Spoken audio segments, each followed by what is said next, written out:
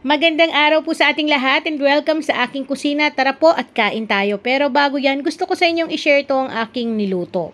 Kasi kadalasan ang ginagawa natin dito ay chicken curry. Kaya tinry ko naman siya sa pork ribs. At dahil isa nga to sa paborito ng aking bunso at siya ang nag-request, kaya naman gusto ko rin sa inyong i-share yung aking pagluluto nito dahil napakadali lang din. So dito, naglagay lang po ako ng konting oil at nang mainit na yung aking mantika ay una kong ginisa ay yung ating luya. Siyempre, wag niyong kakalimutan ang luya. Napakabango nito at napakasarap sa ating curry. Then, sinunod ko ay yung ating bawang. So, kayo na lang magtansya, depende sa dami ng gusto ninyo. Kailangan saktong bawang at luya lang. Sunod din yung ating sibuyas na pula. Ginigisa ko lang to para lumabas yung kanyang aroma at syempre kapag naamoy na natin yung aroma nito na talagang ang bango na, pwede na natin ditong isang kutsa yung ating pork ribs.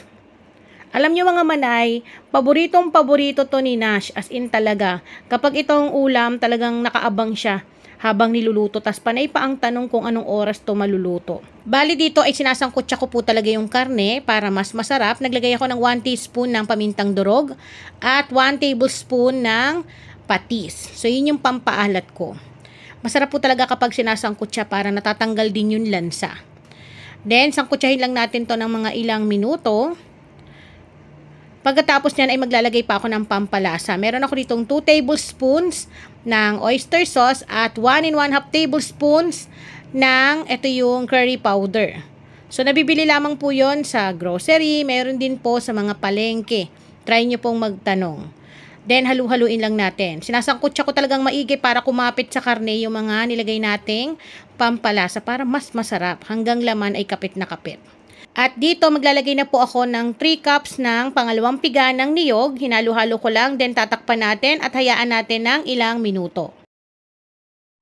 Then after 25 minutes, ayan, i-check natin. Hinalo-halo ko lang. Matagal lang po talaga yung pagluluto nito kasi pork ribs yung ating gamit. Instead of manok, mabilis po talagang lumambot yon. Sinunod ko na rin yung patatas, then yung carrots natin. Hindi ko na siya pinray.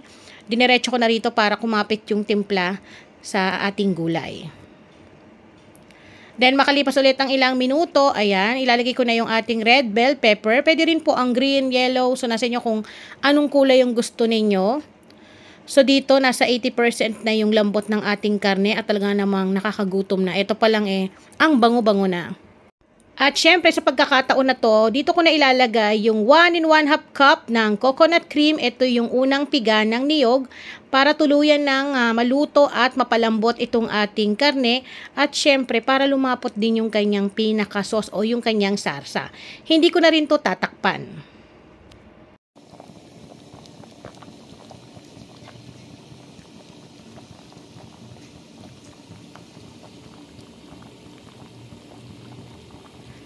Siyempre, ito na yung pinakahihintay ko, ang tikhiman time, dahil habang ito ay kumukulo, nakadungaw na yung aking bunso at gustong-gusto na talagang tikman. Ganito yung gusto naming luto, yung malapot yung kanyang sarsa. Yung iba gusto po ay malabnaw, maraming sarsa, pwede naman dagdagan nyo ng gata. So tinikman ko lang at para sa akin ay sakto na. Hindi na po ako naglagay ng asin kasi may mga pampalasa tayong nilagay. Gaya ng patis at oyster sauce. So eto na mga manay, pwede na tayong kumain at sana po ay masubukan nyo itong aking recipe dahil panigurado pong magugustuhan ng inyong pamilya. Maiba naman. Kung ayaw mo ng manok, pwede naman ang baboy. So kain po tayo!